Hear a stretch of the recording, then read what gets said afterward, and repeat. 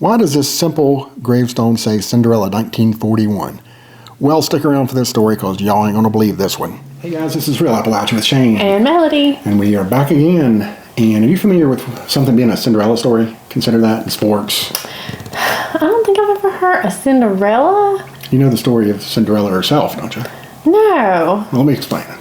No, it's okay. Yes, I know the story of Cinderella. Anyway, this is a different story of Cinderella. This is maybe even a better story of Cinderella. Oh, yeah? Because this Cinderella is from West Virginia. Oh, a West Virginian Cinderella story. West Virginia Cinderella story. Stick around for this one because you ain't going to believe this one. Yes. Wait. Since it's West Virginia, is it Coal Cinderella? That's bad. Okay. Oh my God. Just get that. No, I was trying to sell it. Oh, okay. We'll just leave this then. No crack up like we did. Anyways, we hope you guys will like this video. If you do, give us a thumbs up, subscribe, all that good stuff. Yes. In January 1941, a 13-year-old girl from Gary, West Virginia in McDowell County wrote a letter to President Franklin Roosevelt wishing him a happy birthday and to tell him that they shared the same birthday of January 30th. The girl, named Anna Kovach, the daughter of a Polish-American coal mine mechanic, was thrilled when she received a letter back from the White House. The letter was from the president's private secretary, Margaret LaHand, and read, "The president thanks you for your birthday greeting and wishes you also many happy returns of the day.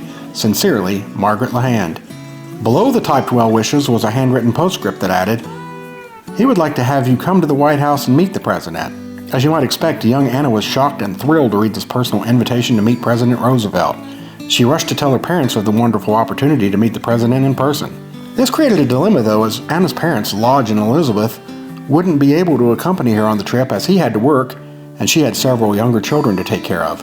They wrestled with the decision, but eventually decided they couldn't take such a once-in-a-lifetime opportunity away from Anna, so they decided to let her head on the 400-mile trip to Washington alone by train.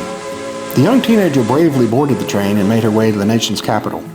She arrived in D.C. on January 28th and went straight to the White House for her planned meeting with the president. She brought the letter to serve as her ticket in. She was met at the entrance by members of the Secret Service, who inspected the letter and discovered that the invitation was not authentic. They determined that poor young Anna had been the victim of a cruel prank. There was never an invitation for her to meet the president. Someone, presumably her older brother Steve, had written the invitation on the letter as a childish joke. The devastated Anna was taken to a local children's receiving center, which essentially served as an orphanage in those days, until she could be safely returned to her family. She cried herself to sleep that night, alone and heartbroken in a strange city with no one to comfort her. Her dream trip had turned into a nightmare. The following day, President Roosevelt heard news of the little girl's dire situation and decided to make things right for her. He had her moved to the ritzy Mayflower Hotel, which was one of D.C.'s finest at the time, and had her added to the guest list for his upcoming birthday bash. He even set up a personal meeting with her at the Oval Office in the White House. Young Anna was thrilled at the unbelievable turn of fortune. She met with President Roosevelt at 11:40 a.m. on January 29, 1941, where they mainly talked of fishing, and FDR showed her the different fish that he had mounted on his wall from his deep-sea fishing exploits. They wished each other happy birthday, and Anna was then given a tour of Washington by a police matron named Rose Myrtle Richardson and the man serving as the director of the president's upcoming birthday celebration, George Allen. She was taken to George Washington's Mount Vernon, took in a movie, visited a museum, and was even interviewed on a radio show. News of Anna's journey quickly spread through the national media, and soon Anna was a bit of a celebrity. She was nicknamed the Cinderella Girl in the press, and her story was told in newspapers across the country. January 30th came, and continuing the Cinderella theme, Anna arrived to celebrate the birthday she shared with the president at a series of birthday balls wearing a brand new pink chiffon evening dress and silver slippers that were bought for her just for the occasion.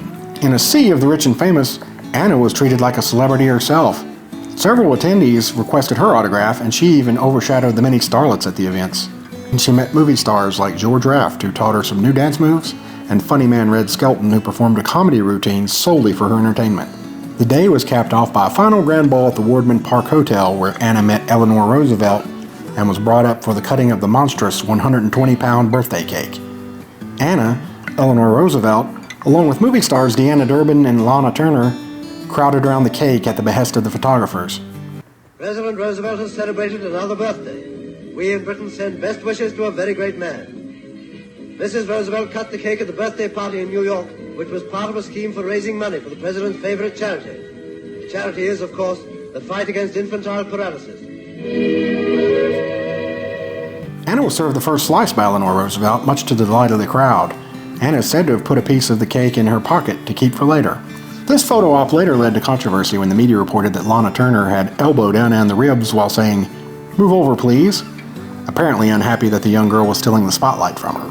Anna later confirmed this story to the media, saying, "Lana Turner sort of poked me in the ribs to get me out of the way, but Deanna Durbin was simply divine." This occurrence led to a flood of negative publicity for Lana Turner, which prompted Eleanor Roosevelt to publish an article in an attempt to squash the issue, writing, "And now for another mistake which seems to have brought a certain young movie actress who came here for the birthday balls a lot of unfavorable publicity.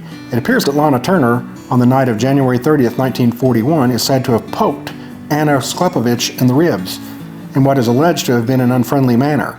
I remember that particular meeting and picture taking quite well. There were crowds all around us, the cameramen were telling us what to do every minute, and I am rather surprised that we did not actually knock each other down. I'm quite sure that no one tried to get anyone else out of the picture, because what we were trying to do was to get everyone into the picture and not have them hidden by the most gorgeous and monumental cake I have ever seen. I'm too tall to be hidden unless something stands over 6 feet." Miss Kovach was a nice child who was invited when a prankster had first sent her a false invitation to the president. The movie stars who came on for the party did so to help the cause of infantile paralysis, and I do not think they should receive unfavorable criticism. Thanks in part to these writings of Eleanor Roosevelt, the controversy faded from the public consciousness fairly quickly, and Lana Turner didn't suffer long-term damage in her career. Anna Kovach's Cinderella story did not end at midnight, however, and actually continued for a few more days as she was invited to New York City to appear on a national radio show. She also met with orchestra leader Jimmy Dorsey, for whom she shared her dream of pursuing a singing career. After giving him a sample of her singing talent, Dorsey was very encouraging of her potential. This trip led to Anna Kovach falling in love with the Big Apple.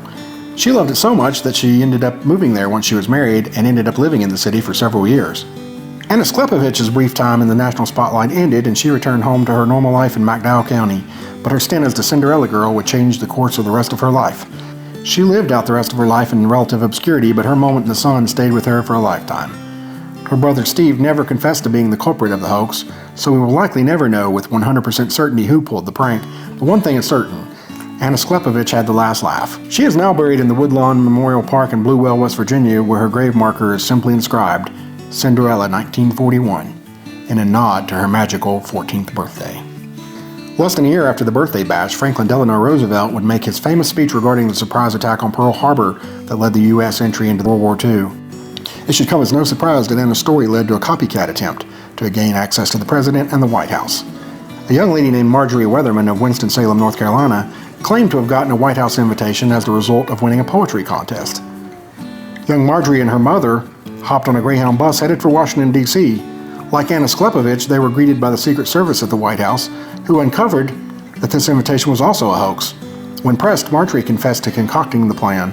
She and her mother met a different fate as they were sent away, and Marjorie's father was forced to reimburse the bus line for their tickets, which had been given to them for free.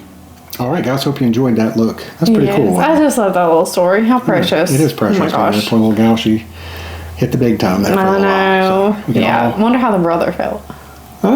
That's a good question. That's a good question. He never did admit to pulling the prank in the first place, so we don't know. He speculated, but then he never did fess up, so it's hard to tell how that happened, but it ended up being serendipity for her. Yeah, so maybe could have called it serendipity story. There you go. Yeah. Anyways, we hope that you enjoyed this story as much as we did. Yes. If you did, like we said, give us a thumbs up, share it, the video on social media and all that good stuff, and we will see you on down the road. Yes.